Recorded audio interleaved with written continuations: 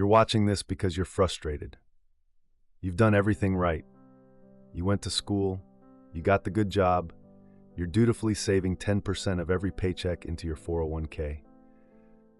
You've been sold a dream, a financial fairy tale that says if you just work hard enough, if you just save a little more, you will one day achieve financial freedom.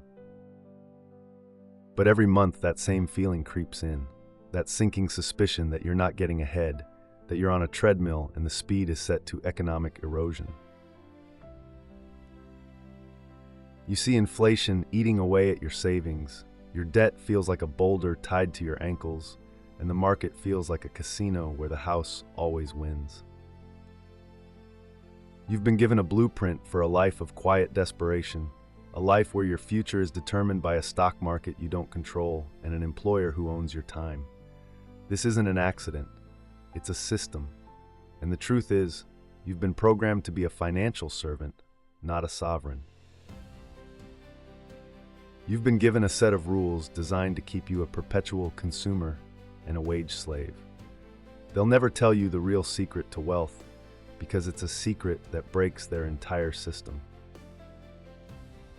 Let's get one thing straight. Forget everything the so-called financial gurus on television and social media have taught you. Dismiss the bland, vanilla advice Wall Street feeds you about saving your way to prosperity. That advice is a placebo, a distraction. It's what you tell the masses to keep them in the stands, cheering on the game, never realizing they could be on the field. The conventional wisdom, the relentless focus on a diversified portfolio of passive index funds, the gospel of extreme frugality, is not a path to wealth, it is a path to mediocrity. The true secret to wealth isn't about saving more pennies.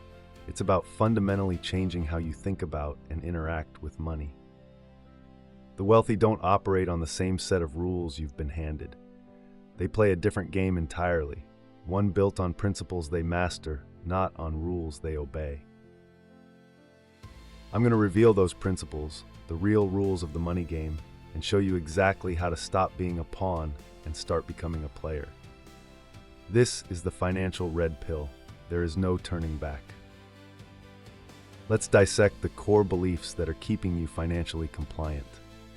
You've been sold a series of lies, and these lies have become the habits that anchor you to mediocrity. Mistake number 1, the illusion of a good job.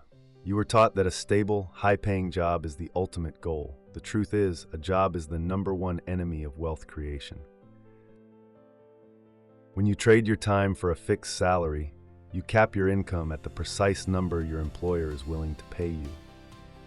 You're not being paid for the value you create. You're being paid just enough to keep you coming back. This is the negative financial loop. Your time is the one resource you cannot create more of. And by selling it cheaply, you lock yourself into a linear income model.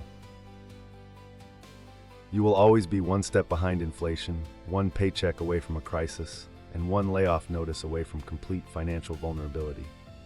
You have no leverage, no control, and no freedom. You are a wage slave in golden handcuffs. This metaphor illustrates the lack of freedom and control when tied to a fixed income. Mistake number 2, the myth of frugality. This one is insidious.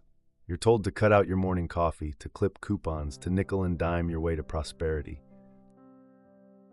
Frugality is a poverty mindset in disguise. It teaches you to focus on the smallest things, saving a few dollars here and there, while you ignore the massive opportunities to create and acquire value. The negative financial loop here is that you become so obsessed with small savings that you paralyze your ability to think big. You spend hours agonizing over a $5 expense, but you wouldn't dare spend $5,000 on an asset that could generate a lifetime of cash flow. This mindset keeps you playing defense, always protecting the pennies you have, never learning how to acquire the dollars you need. Frugality doesn't make you rich. It makes you a professional hoarder of a depreciating currency. Mistake number 3, the set it and forget it investment trap. The financial media preaches the gospel of the index fund. Just put your money in a low-cost S&P 500 fund and wait 30 years. This isn't an investment strategy, it's a surrender. It's a strategy designed to make the asset managers rich, not you. The negative financial loop is that you cede all control to the market. You are not an owner, you are a passenger. You buy a tiny slice of corporate America, have zero say in its operations, and hope that a bull market bails you out. All the while, inflation is a silent partner, eroding your safe gains. This passive approach ensures you will never outpace the system. You'll always be a part of it, subject to its whims and its crashes. You're trading away the potential for outsized returns for a life of guaranteed average. This passive investment strategy limits your financial growth and keeps you within the system's constraints. Mistake number 4, the debt deception. They've convinced you that there's good debt and bad debt. A mortgage, a car loan, they're all framed as an acceptable part of the American dream. This is a profound lie. A liability is anything that takes money out of your pocket. A mortgage takes money out of your pocket every single month. It is a tool for a bank to own your life through interest payments. The negative financial loop is that you spend your entire life as a tenant in your own house, making the bank rich. You are not acquiring an asset, you are acquiring a massive liability that drains your cash flow for 30 years. You are a borrower, a slave to the lender, and your debt is a leash that keeps you from ever truly being free. The financial elites don't get rich by following the rules they give you. They get rich by writing their own rules. This is how you reclaim your power. Rule number 1, master the art of O.P.M, other people's money. The myth is that you must save your own cash to buy an asset. The truth is, that's what poor people do. The wealthy understand that capital is a commodity. You don't need to save for 20 years to buy a house. You need to find a deal so good that a bank or a private lender is falling over themselves to fund it for you. This is the essence of leverage. Practical application. Let's say you find a small multi-unit property for $500,000. Instead of saving $100,000 for a down payment, you might use a home equity line of credit, HELOC, on your current residence to pull out the down payment. The interest on that HELOC is often low, and the bank is happy to loan you the money because your home is the collateral. You then buy the property, and the rental income from the tenants pays the mortgage on the new property and the interest on the HELOC. You've just acquired a $500,000 asset without using a single penny of your own savings. You are now the owner, and your tenants are paying your way to wealth.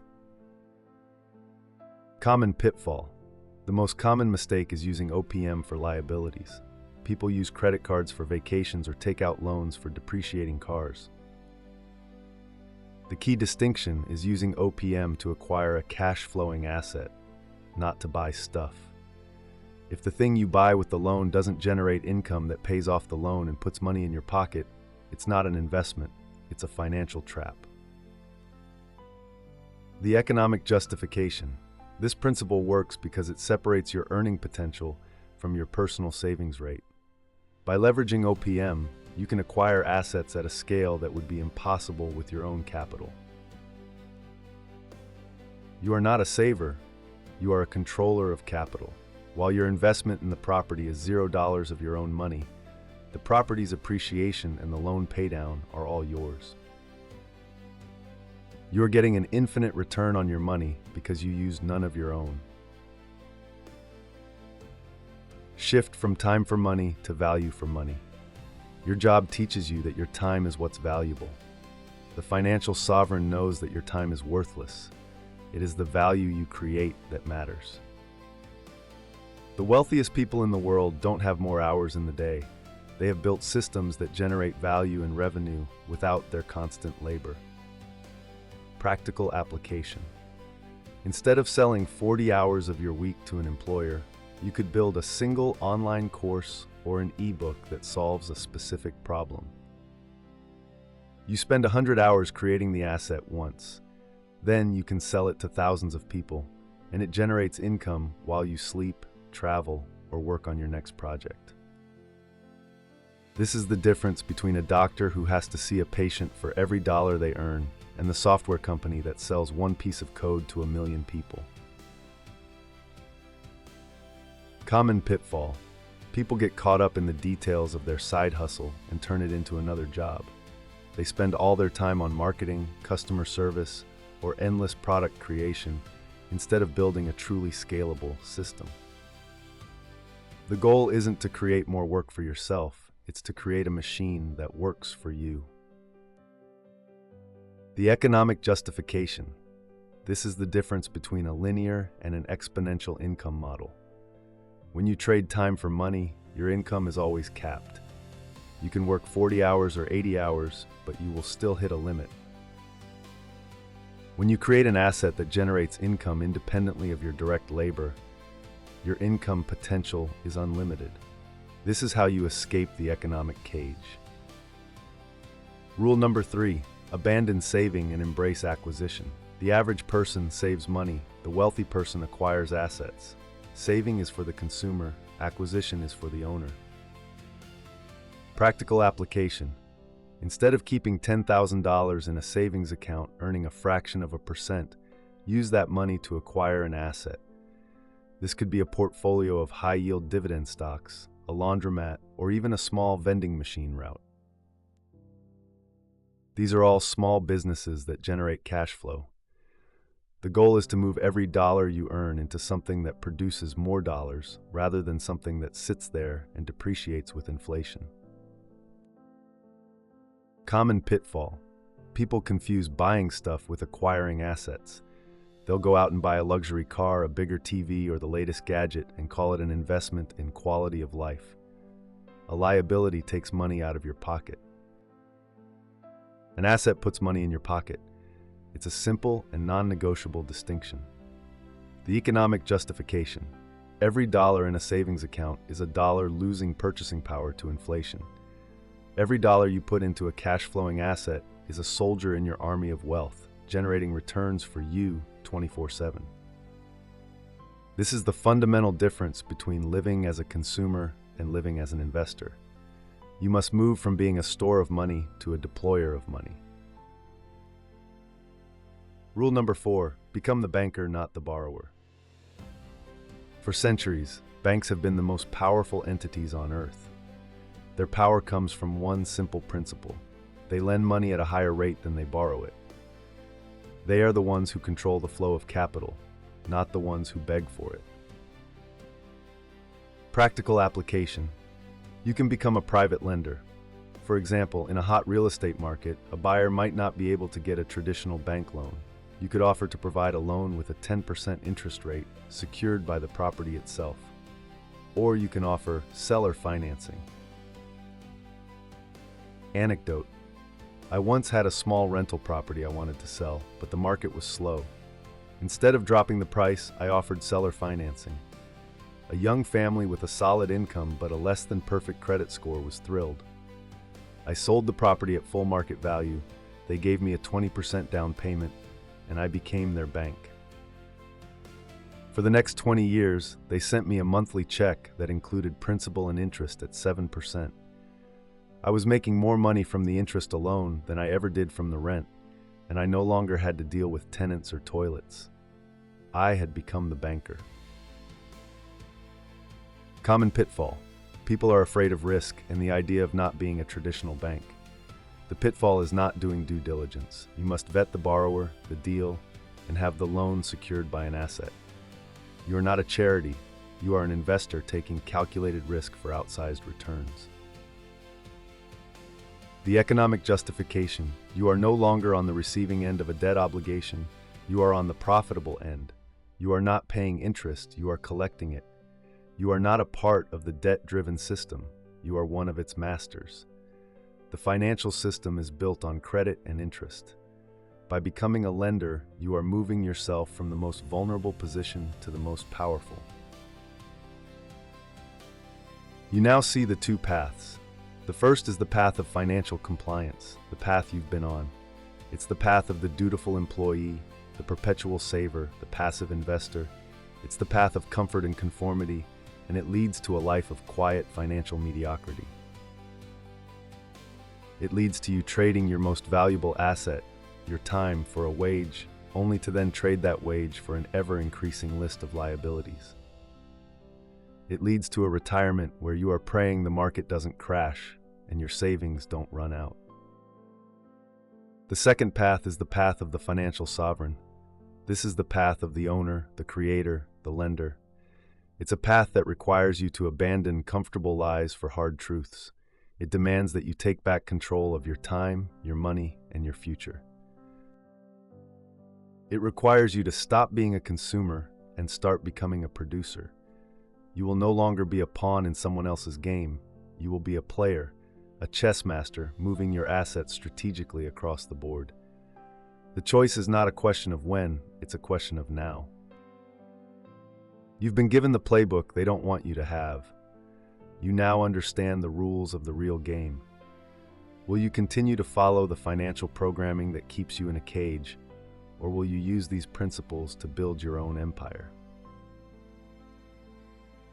The truth is, they're not going to hand you a new future. You have to take it. Stop saving your way to poverty. Start acquiring your way to wealth. The time for waiting is over. The time for action is now.